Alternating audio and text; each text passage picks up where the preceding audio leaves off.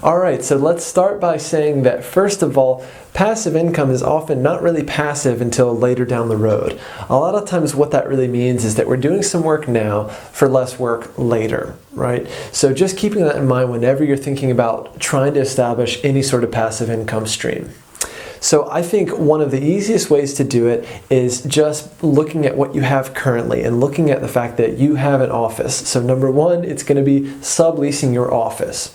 I think if you're subleasing your office, you should be doing it for a profit, right? So keeping in mind that you are the one that is kind of assuming the liability for the office, your name is on the lease, so you're really tied to it. You've provided all the furniture, maybe you provide the cleaning service and stuff like that. So there's a real value to that. And so for a clinician who just maybe wants 1 day a week, I think you should be making profit on that sublease. So for me, I think that's one of the easiest ways to start making that passive income is to sublease your office. Number two, and this will require just a little bit more work up front, but not a whole lot.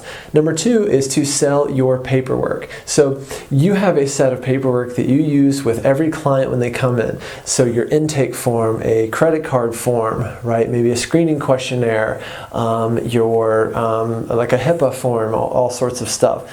There's so many forms, especially if you run a group practice, these forms that you have and are really valuable to people who are just getting started or maybe who are missing a lot of these important forms. So you could put all that together, make it nice and neat, and then sell it for however much you want to sell it for. You could sell it for $100, you could sell it for $300, depending on what you feel like the value is and depending on, I think, what other people perceive as the value to it. So, and you might just put that together, put it on your website, create a PayPal link there and automate the whole thing that way. So it doesn't have to be too complicated. Number three, and this one takes quite a bit more work, but I think is still a really, really strong and really natural way for clinicians to start making passive income, and that is to hire a new clinician to join your practice. I'll do more videos on this later, and of course there's so much to be said about hiring someone in that process, creating a group practice, and all that comes with it. But in general, it is a way that if you can do it, if you've got the volume of referrals coming in, you've got the office space, maybe you've got the EHR and the infrastructure for it, that it can be a relatively easy way and a really powerful and scalable way of starting to make that passive income.